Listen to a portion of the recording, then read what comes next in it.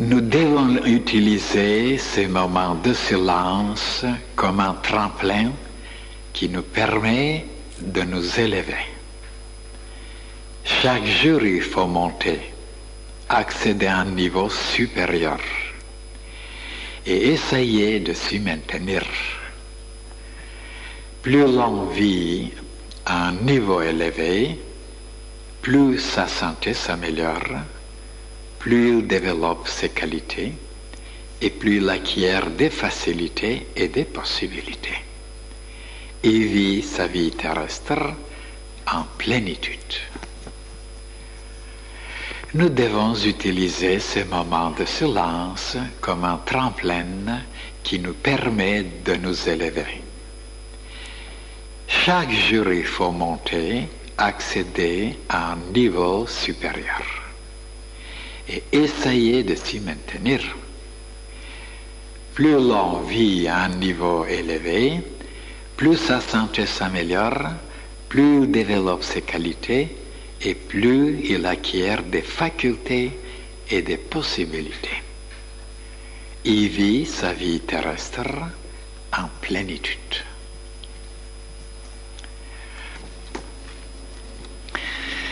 Je vous ai parlé, mes chers frères et sœurs, souvent pourquoi il fallait s'élever, pourquoi il fallait atteindre un niveau supérieur par la pensée. Pour certains, c'est très clair. Et pour d'autres, c'est pas clair. Pourquoi il faut être plus élevé? Il n'y voit pas l'utilité. Et voilà que c'est très simple, c'est clair et c'est très important de pouvoir le faire et chaque jour. Parce que en s'élevant par des sentiments et des pensées plus évolués, plus purs, plus désintéressés, il change les vibrations. Alors il intensifie les vibrations, la longueur d'onde, et dans ce cas, il arrive à atteindre des niveaux supérieurs.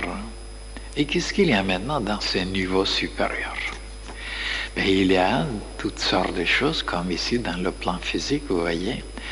Il y a les animaux, il y a les humains, il y a les végétations, il y en a des maisons, il y a des montagnes.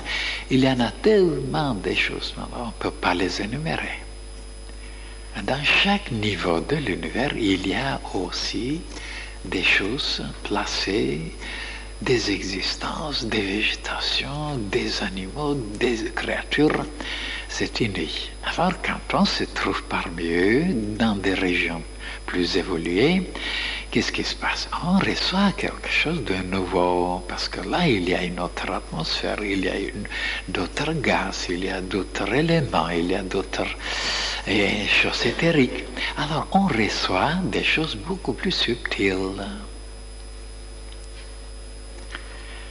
Et en même temps, en les recevant, ces choses beaucoup plus subtiles, plus splendides, plus éternelles, plus belles, plus résistantes, il gagne énormément parce qu'il échappe à beaucoup de conditions, beaucoup de choses qui sont très lourdes, très pesantes, très obscures, et très sales et très dégoûtantes qui sont dans les régions inférieures. Parce que je vous ai expliqué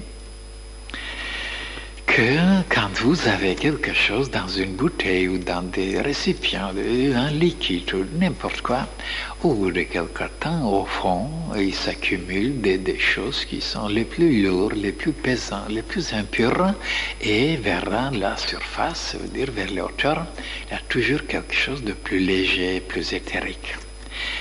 Pour tout est comme ça. Tout ce qui est pesant s'entasse vers le centre de la Terre. Tout ce qui est le plus opaque, le plus condensé, le plus lourd, le plus pesant, tandis que ce qui est léger, comme les gaz nobles par exemple, ils s'en vont en haut dans l'atmosphère. Et tout est comme ça dans la vie. Il y a une hiérarchie dans la pesanteur. Plus on monte vers les hauteurs, plus on trouve des matériaux légers, subtils, éthériques et qui ont d'autres propriétés, bien sûr. parce qu'ils ont une pureté beaucoup plus grande. Alors regardez pour les liqueurs, pour les liquides, pour toutes sortes de choses. Au fond, vous voyez, il s'accumule quelque chose qui n'est pas tellement... Alors, on le jette souvent. Alors, dans notre corps physique, c'est la même chose. Dans notre corps éthérique, dans notre plan astral, dans notre plan mental, il y a les mêmes lois, malgré que c'est beaucoup plus subtil. Le côté mental, par exemple, c'est aussi comme un récipient, et tout ce qui se trouve comme pensée, comme idée, comme compréhension, comme jugement, comme imagination. Et il y a aussi une hiérarchisation. Alors les pensées qui sont un peu plus concrètes, plus terre à terre, plus personnelles, plus matérialistes, ils descendent vers le bas, et ceux qui sont plus désintéressés, plus lumineux, ils montent vers le haut. Donc dans le plan physique, c'est la même chose, les saletés qui se cumulent là-bas. Et dans le plan éthérique, la même chose. Dans le plan astral, les désirs qui sont les plus égoïstes, les plus passionnels, les plus invraisemblables, ils descendent dans le corps astral plus bas, et les autres sentiments qui sont plus élevés, plus nobles, plus impersonnels, ils montent vers les hauteurs. Tout est comme ça. Alors, vous voyez, ça vous ne le saviez pas. Alors pourquoi maintenant on doit toujours s'élever? Parce que dans les régions plus subtiles, plus supérieures, il y a la pureté. Il y a la légèreté, il y a la luminosité, il y a la transparence, il y a la facilité. Parce que comme je vous ai dit, plus vous descendez sur la terre, plus les mouvements sont limités, même les voitures, les trains, ainsi de suite, peuvent pas marcher tellement avec une telle vitesse parce qu'ils risquent de rencontrer des obstacles, des maisons, des arbres, des rochers et avoir des accidents. Alors ils sont obligés de réduire la vitesse. Tandis que sur les océans, s'il y avait la possibilité, on pouvait augmenter la vitesse. Il n'y a pas tellement des obstacles, des choses à rencontrer comme sur la Terre. Tandis que dans l'air, la vitesse pouvait augmenter encore parce qu'il y a beaucoup plus de possibilités à voyager, à se déplacer sans rencontrer tellement, malgré que là aussi, il y a quand même des dangers. Tandis que dans le plan éthérique, je vous ai dit qu'on pouvait employer des vitesses vertigineuses et incroyables et sans rencontrer des obstacles. Alors donc, plus on monte vers les régions supérieures, plus la vitesse, plus les possibilités augmentent de rapidité, de pureté, de facilité, de légèreté, et en même temps le risque de choc, de tragédie, de heurts diminue. Alors maintenant, quand on monte dans des régions beaucoup plus supérieures, c'est-à-dire on change le niveau de conscience, on est mieux protégé, voilà. On échappe à beaucoup de choses, on est moins vulnérable, parce que même les difficultés, même les choses qui nous arrivent, diminuent comme importance, comme valeur, parce que dans les régions subtiles, sublimes, quand on arrive à monter par la méditation, par la réflexion, par la contemplation, on voit les choses autrement, on les subit autrement, et on ne souffre pas autant, on n'est pas perturbé autant, parce que on sent mieux les choses, on voit l'avenir, on sent le bonheur, et on est beaucoup plus soutenu, plus consolé, plus soulagé. Tandis que si on descend trop bas dans le plan physique, dans les affaires, dans les choses matérielles, dans des choses trop personnelles, trop lucratives et trop égoïstes, alors là on risque de ne plus avoir ces possibilités subtiles de l'esprit. On est beaucoup plus accablé, on est beaucoup plus tourmenté, on est beaucoup plus pris dans les tourbillons, on est saccagé, malmené, voilà, projeté, heurté, et jusqu'à se casser.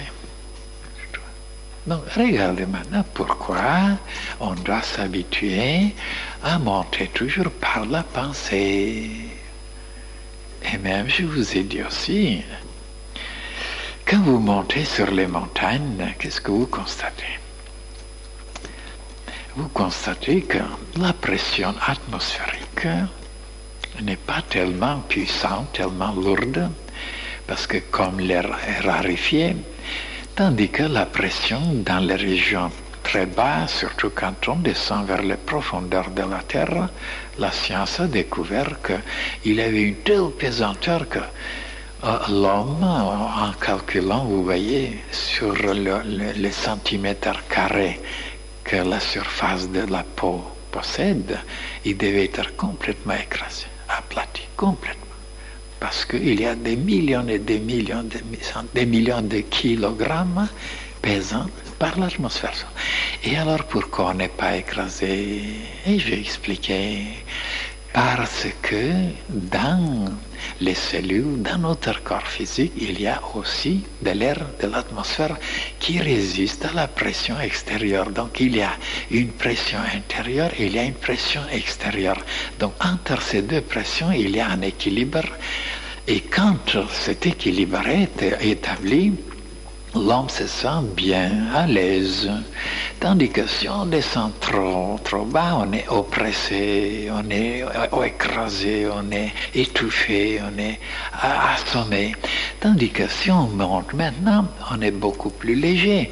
Mais il y a un autre danger, étant donné que la pression intérieure reste la même et la pression extérieure diminue. Alors cette pression intérieure pousse le sang et le sang commence à sortir à travers la peau, à travers le nez, partout, à travers les oreilles même. Alors vous voyez, et maintenant quelle conclusion on peut tirer? On peut tirer que quand on monte raisonnablement, la pression intérieure, ça veut dire la pression de l'esprit, et nous protège, ça veut dire on n'est pas écrasé, et on se sent beaucoup plus allégé. Tandis que si on descend trop bas, c'est-à-dire dans la matérialité, dans la stupidité, dans des folies, la pression extérieure augmente et la pression diminue qui reste la même, alors l'homme se sent écrasé. Alors maintenant, quand quelqu'un se confesse, il vous avoue qu'il se sent dans tel et tel état, alors quelle conclusion vous devez tirer? Vous devez lui dire, mon pauvre ami, tu es descendu trop bas. C'est tout. Il vous expliquera toutes sortes de choses, les conditions, sa femme, l'État, les ministres et tout. Vous direz, non, vous êtes descendu trop bas. Parce que si vous ne descendiez pas si bas, malgré les inconvénients, vous ne vous sentirez pas comme ça. Il y aura d'autres choses en dedans qui viendront vous soutenir, vous encourager, oui, et vous serez comme un roc, comme un bloc, oui, malgré toutes ces choses-là désagréables à l'extérieur, parce qu'en dedans, il y a un esprit qui pousse, qui empêche, qui soutient. Alors vous voyez combien les humains sont ignorants de nous. Je vous dirais qu'ils sont très ignorants. Très ignorants. Ils n'ont pas bien étudié les choses. Voilà. Comprenez-moi bien. Toujours vous trouvez que j'exagère, que j'ai quelque chose de... une méchanceté contre les humains. Mais pas du tout. Je les aime, les humains, je travaille pour eux, je fais tous mes sacrifices pour les aider. Mais quand je constate quelque chose, il ne faut pas être vexé, c'est la vérité. Alors, la preuve, regardez, est-ce qu'on connaît ces choses-là? Non. Et bien voilà les conséquences après. C'est pas ma faute. Il faut comprendre. Les choses sont comme ça. Pourquoi on doit descendre trop bas? Pourquoi on ne doit pas essayer de monter chaque jour? Non, on ne monte pas, parce qu'il n'y a aucune utilité. Vous voyez qu'ils sont ignorants, les gens, et stupides, et bêtes. Et pourquoi les initiés nous ont conseillé depuis l'éternité, puis toujours, à toujours d'essayer de monter par notre pensée, pour recevoir quelque chose? pour être mieux protégé, mieux éclairé. Et après, et évidemment, la santé s'améliore aussi, et les facultés qui sont liées avec la santé, et les possibilités, mais tout est dit dans cette pensée.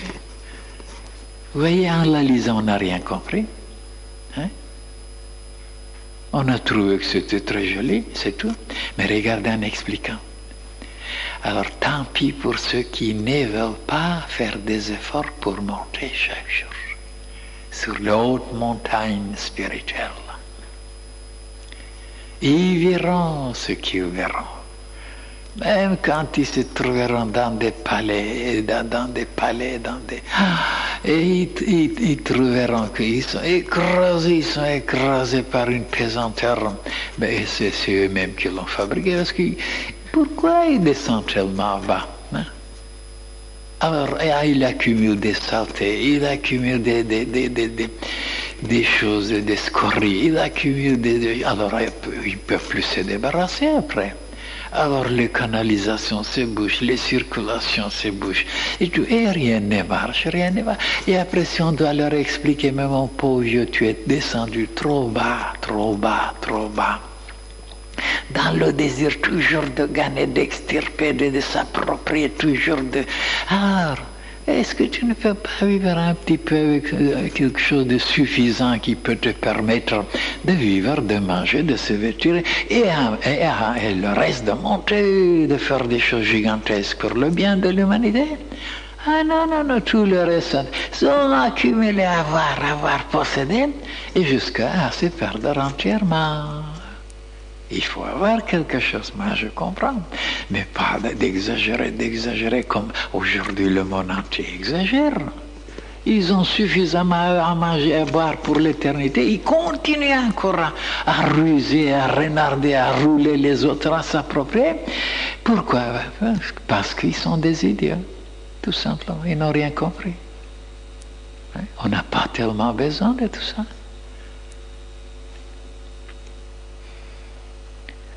Et ce qui est extraordinaire, c'est qu'ils se trouvent les plus intelligents. Parce qu'ils ont réussi un petit peu dans les affaires.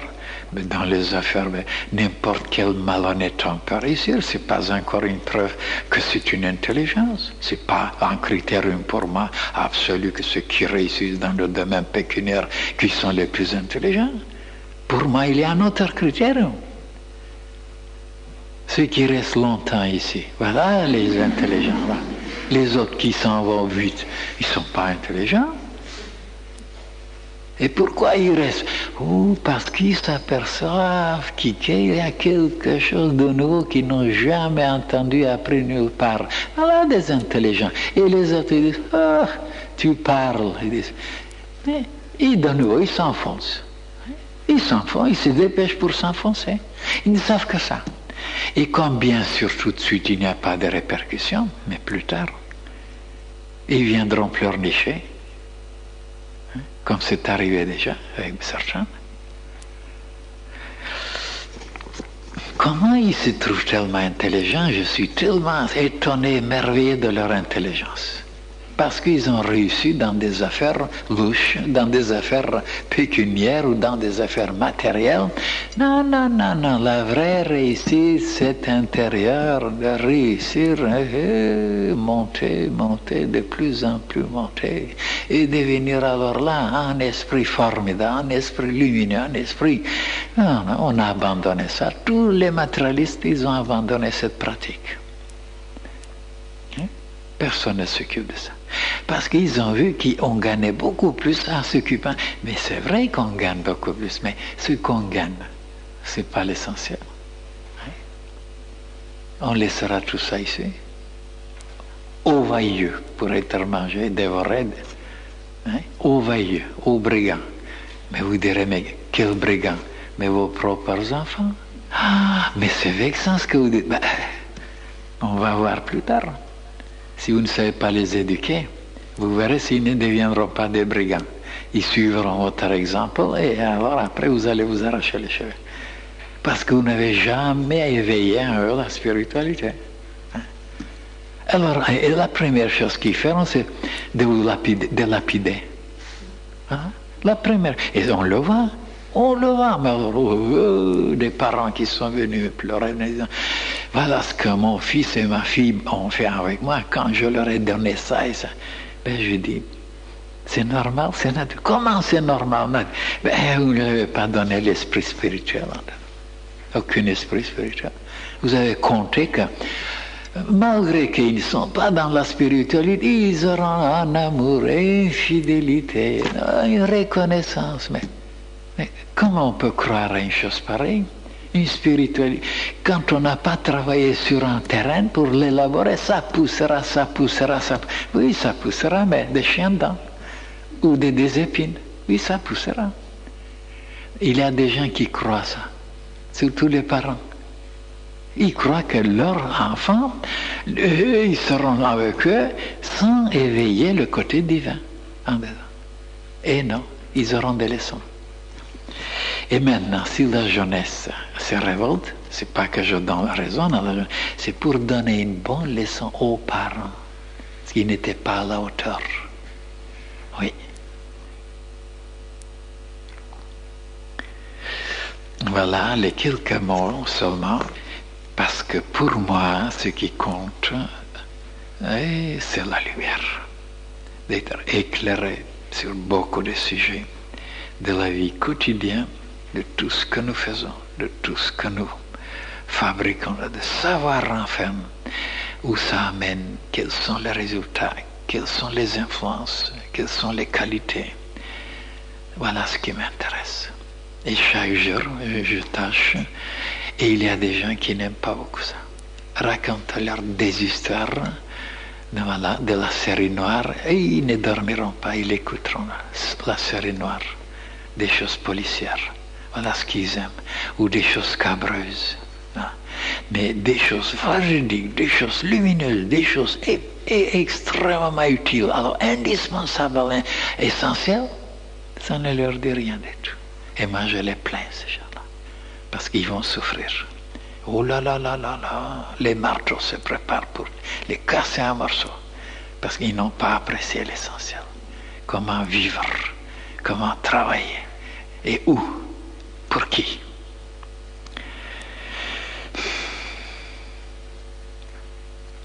Voilà, si vous pouvez maintenant vous exercer, vous habituer chaque jour. Et d'ailleurs, il y en a beaucoup dans la fraternité. Et oui, qui pratiquent, qui montent pour comprendre, pour s'éclairer, pour se guérir, surtout pour s'harmoniser. S'harmoniser, d'être en harmonie avec les lois divines de la nature. Il y en a beaucoup, et c'est ça qui me réjouit. Est-ce que vous commencez à sentir de plus en plus, n'est-ce pas, le monde de la réalité? Vous commencez à le sentir, n'est-ce pas? On vous amène dans cette direction. Oui. Vous allez sortir maintenant de beaucoup de choses qu'on vous a mis dans la tête, les ignorants. Il faut les rejeter maintenant. Avoir des communications avec le véritable monde.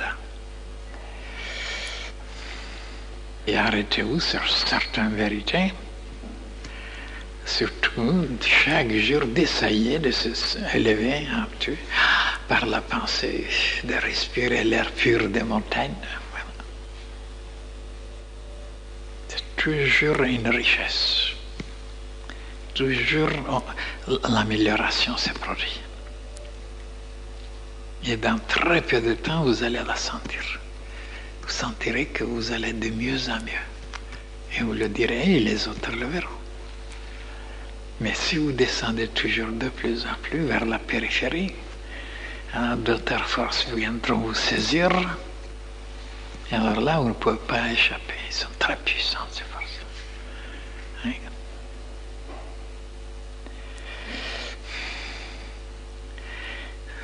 Des forces centrifuges. Et on est projeté quelque part.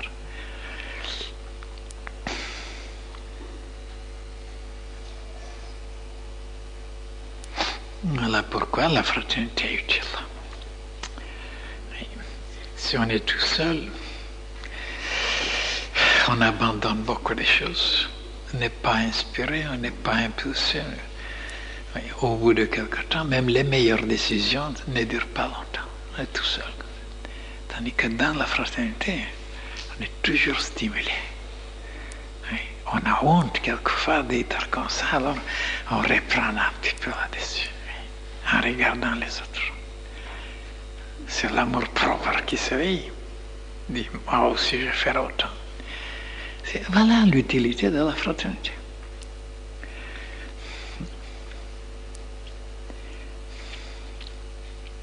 Même si on ramassait tous les paresseux, tous les fainéants du monde entier, ils seront stimulés les uns par les autres. Et comment ils vont être stimulés? Par la paresse. Je ne crois pas, mais enfin, disons comme ça. Peut-être là aussi, la fraternité sera ankylosée.